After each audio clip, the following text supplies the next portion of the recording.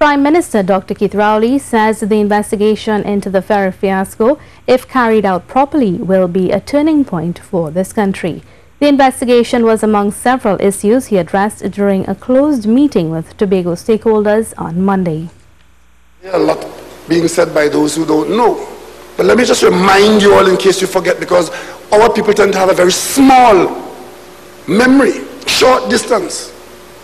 You recall we were asking some very difficult questions and pursuing at WASA questions about WASA's accountability for public money spent on a series of contracts. And the next thing we know was fire in the records room in WASA. Not one fire, but two. Well, let me give you the assurance. This government has taken steps to make sure the port didn't burn down. Dr. Rowley also addressed issues affecting vendors, the legal fraternity and statements made by members of the labor movement. A member of the Tobago Tourism Agency Board is telling citizens brace for more hard times. Nicholas Hardwick says the current issues with the sea bridge are causing problems for the island's tourism industry. However, he is optimistic government will find a solution. Rishi Harinanan has more in this report. The Tobago Tourism Agency Board was installed less than 2 months ago, but already it seems to be feeling the effects of an inefficient sea bridge and air bridge.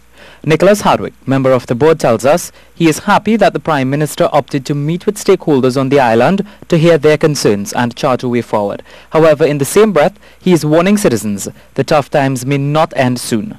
We have seen a steady decline in terms of our international long-stay visitors coming to the island. So in recent years, the local market has taken on a much greater importance. And at this stage, that local market has basically been destroyed by inconsistencies in the mechanisms of conveyance to get between Trinidad and Tobago. So it's extremely disappointing, and it looks like that pain is going to continue, for a few weeks, maybe a couple of months longer.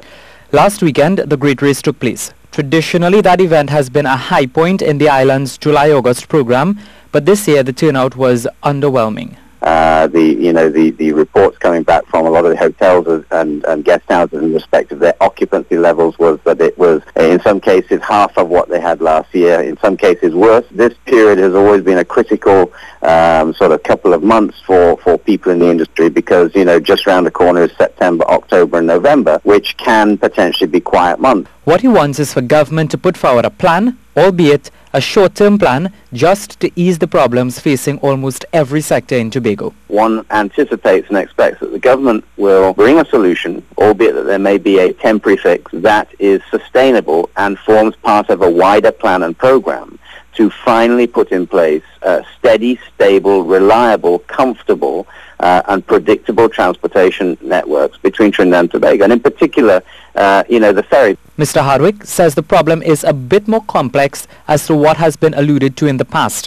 However, he said if citizens understand where the government wants to go, they may be a bit more patient when dealing with the sea bridge woes. Rishi Harinanan, CNews.